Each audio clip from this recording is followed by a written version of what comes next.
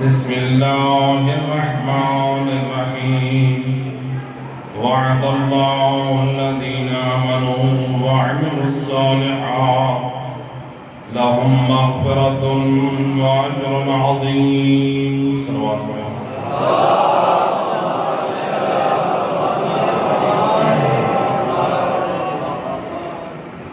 ارشاد رب العزت و رائع وعد الله الذين آمنوا وعملوا الصالحات لهم مغفرة وأجر عظيم۔ اللہ اپنی لاریب کتاب میں فرما رہا ہے کہ میں اللہ وعدہ کر رہا ہوں۔ اے اللہ کس سے وعدہ کر رہا ہے؟ فرمایا وعد اللہ الذین آمنوا، اللہ کا وعدہ ہے ایمان والوں کا، اور دوسرا وعملوا الصالحات، ایمان والوں کے ساتھ دوسری ان میں خصوصیت یہ ہے وہ عمل صالح بجا لانے والے۔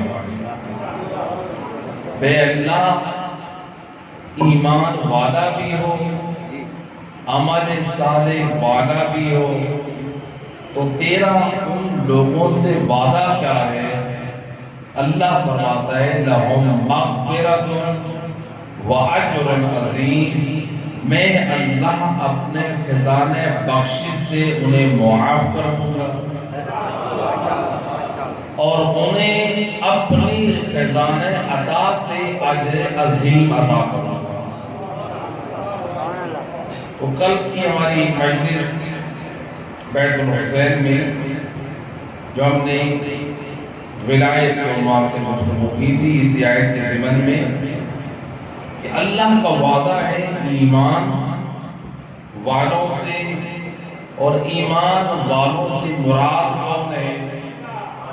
علماء اہل سنت، علماء شیعہ بالاتفاق نقل کرتے ہیں قرآن میں جب بھی لفظ استعمال ہوا ہے ایمان والے، اس سے مراد ہے علی والے۔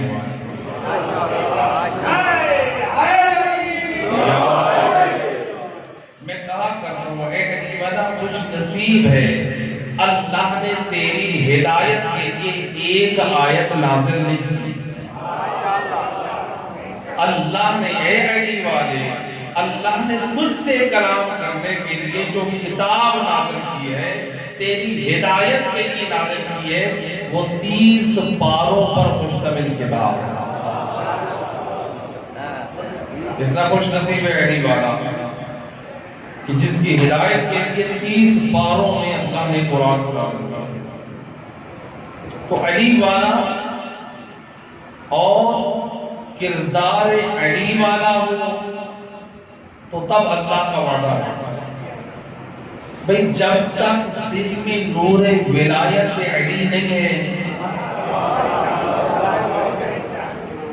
اس وقت تک انسان جتنے اعمال کرتا رہے وہ اعمال تو ہوں گے لیکن اعمال صالح نہ ہوں، کیونکہ عمل صالح ملے گا دروازہ علی سے۔ عمل صالح تب بنے گا جب دل میں ہو نور ولایت علی،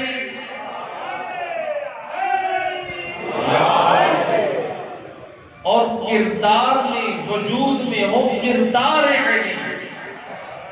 یہ محبت اہل بیت کوئی معمولی چیز نہیں ہے، یہ اتنا قیمتی یہ نعمت ہے۔ کل بھی میں نے عرض کیا تھا کہ جتنا بھی اللہ کا شکر ادا کرے اس نعمت عظمیٰ کا شکر ادا نہیں کر سکتا۔ یہ کسی سپر سٹور سے ملنے والی چیز نہیں، یہ کسی مارکیٹ سے ملنے والی، یہ اللہ کا یہ وہ خاص فضل ہے۔ اللہ نے جس ظرف کو پاک سمجھا اس میں نور ولایت علی کو ڈالا۔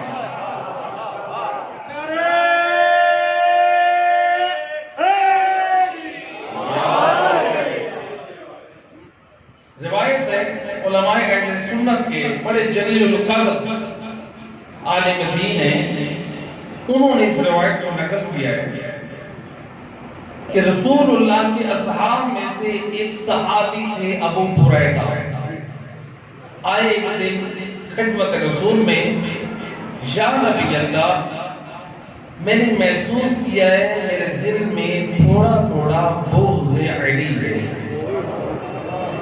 کیا ہے؟ تھوڑا تھوڑا بھی جب کوئی شخص مریض ہوتا ہے تو وہ ڈاکٹر کے پاس آتا ہے، اور جو مریض ڈاکٹر کو صحیح اپنی حالت سے آگاہ کرے اور اس کی مرض کا علاج بھی اتنی جلدی ہو پاتا ہے، ایسے کیسے؟ اب یہ خوش قسمت ہے نا کہ نبی کے پاس جا کر اپنا علاج کروانا چاہ رہا ہے، بھئی نبی سے بڑھ کر کوئی حکیم امت ہے نہیں۔ کہ یا نبی اللہ میں نے محسوس کیا ہے میرے دل میں کیا ہے، تھوڑا تھوڑا بغض علی ہے۔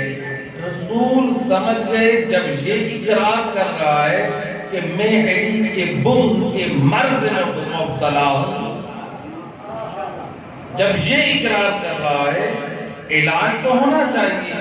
بھئی آپ بھی مریض ہوتے ہیں، ڈاکٹر کے پاس گئے، ڈاکٹر صاحب میرا بلڈ پریشر بڑھ چکا ہے، ڈاکٹر صاحب میرا شوگر ہائی ہے، وہ کیا کہے گا؟ ڈاکٹر صاحب صبح سے میرے پیٹ میں درد ہے، وہ کیا پوچھے گا؟ یہ بتاؤ کہ تم نے کھایا کیا؟ یہ جو تمہارے پیٹ میں درد اٹھا ہے، یہ جو شوگر بڑھا ہے، یہ جو بلڈ پریشر بڑھا ہے، یہ شوگر لو ہوا ہے، یہ ریزن کیا ہے؟ آپ نے کھایا کیا ہے؟ کام کون سا کیا ہے؟ اب سید الرسول سے کہنے لگا یا نبی اللہ محسوس کرتا ہوں دل میں تھوڑا تھوڑا ہے بغض علی۔ سید الرسول لسان وحی سے بول کے فرماتے ہیں اے ابو بریدہ بتا یہ بغض علی تیرے دل میں آیا کہاں سے؟ کہنے لگا یا نبی اللہ ایک مرتبہ علی مال جب تقسیم کر رہے تھے جنگ کے مال غنیمت تو میں علی کی اس تقسیم پہ راضی نہ تھا، تو وہاں سے میرے دل میں یہ بغض آیا ہے۔ لسان نبوت سے بول کے فرماتے ہیں خبردار علی کے حق میں جسارت نہ کرنا، اقذاکم علی ابن ابی طالب، تم میں سب سے فیصلہ شناس ہے تو علی کی ذات ہے، تم میں بہترین قضاوت کرنے والے ہیں تو علی حیدر کربار۔ اب یہ کہتے ہیں کہ میں نبی نے مجھے یہ سمجھا دیا، گویا مجھے جو بغض علی کا مرض تھا اس کا صرف مجھے بلا دیا کہ خبردار۔ لیکن ابھی میں نے دیکھا کہ سید الرسول کے چہرے پہ غصے اور غضب کے آثار باقی ہیں۔ میں سر جھکا کے بیٹھا تھا، رسول کے سامنے سر جھکا کے رہتا تھا، تو میں نے ایک مرتبہ کہا یا نبی اللہ اب میں نے ارادہ کیا ہے کہ میں دل میں کبھی بھی بغض علی نہ لے آؤں، لیکن رسول اللہ خاموش رہے۔ ابو بریدہ کہتے ہیں میں نے دوسری مرتبہ کہا یا نبی اللہ میں نے جو دل میں بغض علی کو جگہ دی ہے میں اس گناہ سے توبہ کرتا ہوں۔ رسول اللہ خاموش رہے۔ جب میں نے دیکھا سید الرسول کا غضب بڑھ رہا ہے، میں کہہ رہا ہوں کہ کبھی دل میں جگہ نہ دوں گا تو نبی خاموش ہے، میں کہہ رہا ہوں یا نبی اللہ میں توبہ کرتا ہوں تو نبی خاموش ہے۔ مزاج رسالت سے واقف تھا یہ صحابی کہ نبی ایسے راضی نہیں ہوں گے۔ کہا یا نبی اللہ آگے ہاتھ کیجئے، میں دوبارہ بیعت کر کے اسلام قبول کرنا چاہتا ہوں۔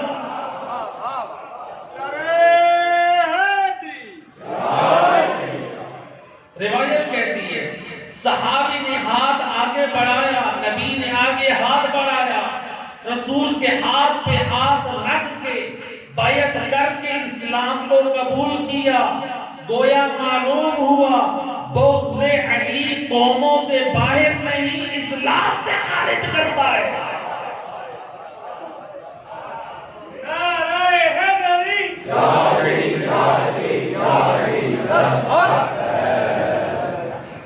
بغض علی سے اس قدر انسان اسلام سے دور ہو جاتا ہے۔ تو گویا رسول اللہ نے بغض علی کے لیے توبہ کافی نہیں سمجھی ہے، بلکہ بیعت اسلام کو لازمی سمجھا ہے۔ صلوات پڑھتے محمد صلی اللہ علیہ وسلم۔